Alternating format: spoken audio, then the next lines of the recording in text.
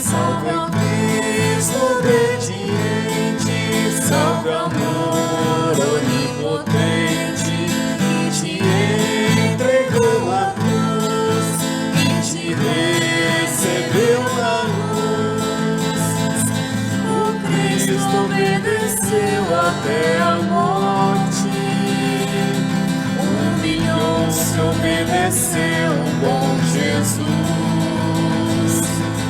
Humilhou-se, obedeceu, sereno e forte. Humilhou-se, obedeceu até a cruz. Pelas 3 horas da tarde, Jesus deu um forte grito. Eli, Eli, lama sabachthani. Que quer dizer: meu Deus, por que me abandonaste? Alguns dos que ali estavam ouvindo-o disseram: ele está chamando Elias. E logo um deles, correndo, pegou uma esponja, ensopou-a em vinagre, colocou-a na ponta de uma vara e lhe deu para beber. Outros, porém, disseram: deixa, vamos ver se Elias vem salvá-lo.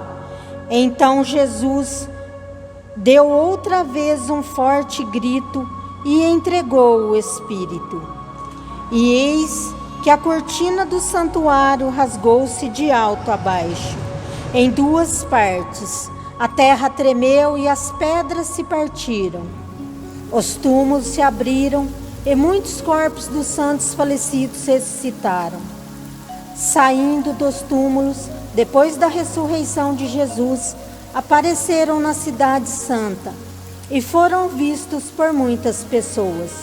O oficial e os soldados que estavam com ele, guardando Jesus, ao notarem o terremoto e tudo o que havia acontecido, ficaram com muito medo e disseram: ele era mesmo Filho de Deus. Palavra da salvação. Glória a vós, Senhor. Amados irmãos e irmãs, fazemos hoje, nesse grande acontecimento, uma grande memória, com a celebração desse domingo de Ramos e da paixão de nosso Senhor Jesus Cristo. A igreja abre a Semana Santa. Então nós fazemos aqui não um teatro, mas sim um memorial da semana e da paixão de nosso Senhor Jesus Cristo. Então nós vemos aqui que já no início da celebração, em que se era comum a gente fazer uma grande procissão, como não foi possível devido ao estado de quarentena, que era a procissão, que todos os anos a gente faz essa procissão e que faz aquele relato do Evangelho de Lucas, em que Jesus ele entra triunfal em Jerusalém. E na sua entrada nós vemos uma grande aclamação, um grande louvor. Até o próprio Jesus, ao ver os fariseus censurando o povo, dizendo para que o povo se calasse, Jesus censura dizendo: se calarem, as pedras falarão.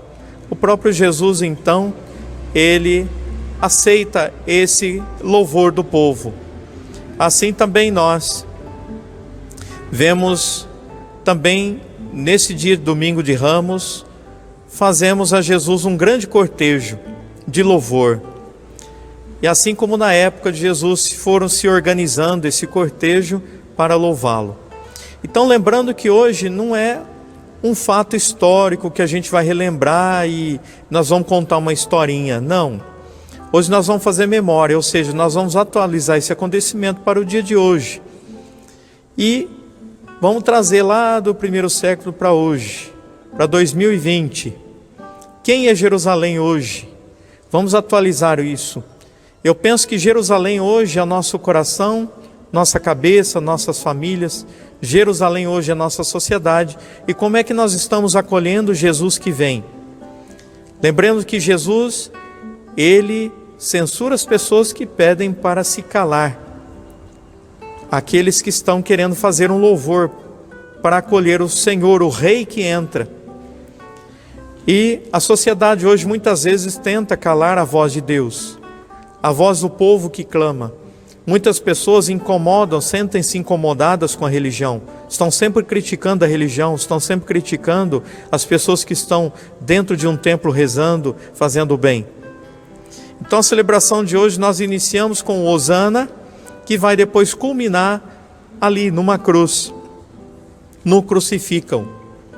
Uma sociedade, uma Jerusalém hoje, em que se louva a Deus, quando esse Jesus é o Jesus da hóstia, esse Jesus é o Jesus do louvor, esse Jesus é o Jesus do terço. Mas quando vemos um Jesus do compromisso, um Jesus que pede para a gente perdoar, um Jesus que pede para que tenhamos compromisso com a igreja, com o nosso dízimo, para que você tenha responsabilidade na sua comunidade, para que você não seja um cristão apenas acomodado, mas um cristão que sai, que vai para a direção do outro, do próximo, talvez dentro da sua própria casa, daquele que está doente, de algum familiar que está já necessitando realmente das tuas boas obras, porque a fé sem as obras não é fé. Tiago já nos dizia que é uma fé morta. Então quando entra esse Jesus que nos exige um compromisso mais sério, aí crucificam.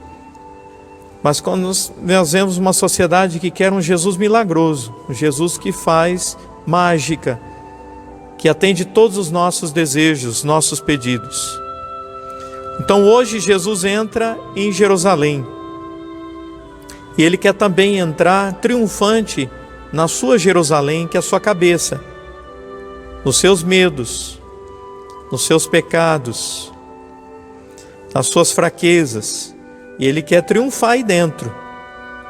Então hoje é o grande dia de abrirmos as portas da nossa Jerusalém, que é o nosso coração, e acolher o Deus da vida. Vamos acolher então este Deus. Vamos entender um pouquinho a ideia de Messias que as pessoas tinham da época. As pessoas da época tinham em sua cabeça a imagem de um rei. Quem era esse rei? Davi. Foi um grande rei da história, um grande rei da época, de sua época. Então, as pessoas imaginavam que Jesus seria esse rei Davi, tanto é que gritavam: Hosana, filho de Davi. Eles imaginavam que Jesus iria ser um rei político, um rei que iria tirar os judeus do domínio romano. E de repente, algo dá errado, porque quando eles olham para este rei, que entra em Jerusalém de cabeça baixa, dominado pelos romanos, acorrentado e prisioneiro, julgado e condenado como um bandido, logo vem a decepção. O silêncio de Jesus, preso e amarrado, decepciona todas as expectativas dos judeus. Então hoje nós devemos imaginar que Deus, que rei nós temos na nossa cabeça, que tipo de Jesus nós estamos seguindo. Muitas vezes podemos dizer: eu louvo o Senhor enquanto Deus faz as minhas vontades, e crucifica-o quando Deus me decepciona, porque Ele não intervém em nossas necessidades, no momento que nós muitas vezes estamos tão necessitados e só escutamos o silêncio de Deus. Jesus veio nos libertar, mas não de um reino político e físico, mas veio nos libertar da raiva, do ódio, dos vícios. Essa Jerusalém que Ele quer entrar, que é a nossa cabeça, é lá que Ele quer fazer um milagre, que é libertar-nos. Muitas vezes podemos gritar, Hosana, filho de Davi, quando queremos ver um Jesus que vai nos ajudar a ganhar na Mega Sena, que vai pagar todas as nossas contas, que vai curar as nossas enfermidades físicas, não é? Nós queremos gritar, Hosana, filho de Davi, por um Jesus que vai muitas vezes nos dar coisas materiais, mas Ele não nos libertará disso. Ele nos libertará do nosso egoísmo, das nossas mentiras, das nossas mesquinhez.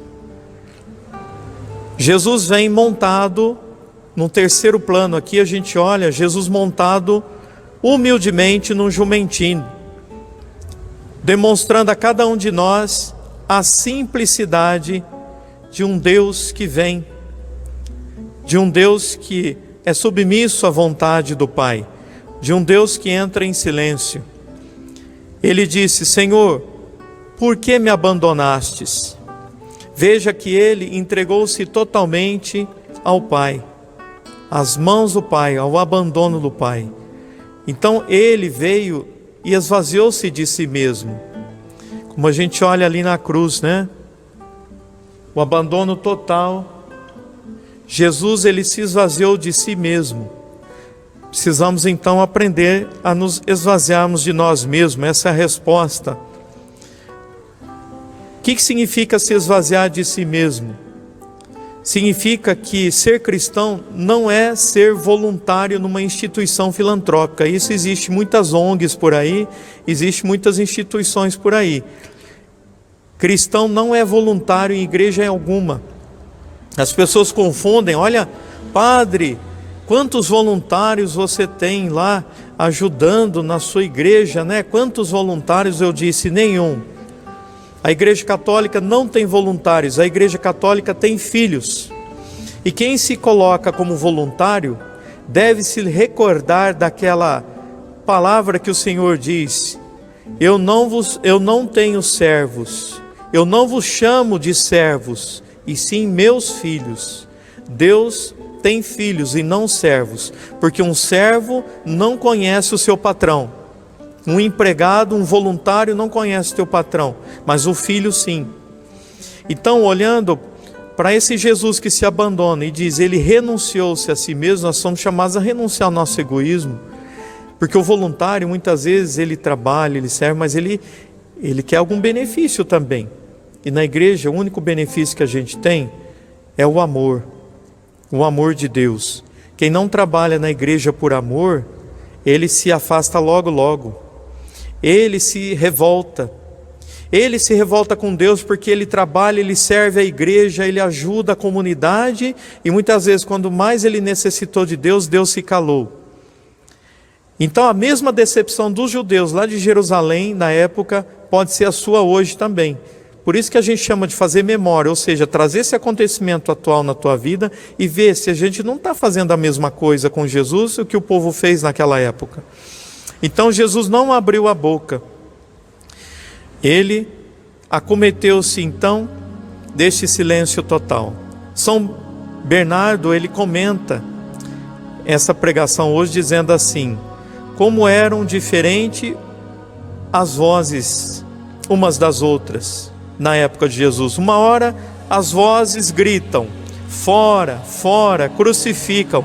Outra hora as vozes gritam, bendito que vem, nós te adoramos, Senhor, Hosana, filho de Davi. São Bernardo, hein? Estou lendo aqui um comentário que ele disse, como são diferentes as vozes que hoje também aclamam o mesmo Deus. Uma hora dizem, ei, filho de Davi, outras dizem, fora, fora, não queremos. Quantas pessoas não estão adorando de estar em casa e não ter missa? Ai, graças a Deus não tem missa, não preciso ficar indo. Mas enquanto outras choram dizendo, como eu gostaria de estar lá. Eu acho que esse tempo que a gente está vivendo é na verdade um divisor de águas, né? Ali nós vamos ver, Deus vai conhecer os nossos corações aqui, nesse momento, manifestando a nossa fé e a nossa coragem. Louvado seja nosso Senhor Jesus Cristo, para sempre seja louvado.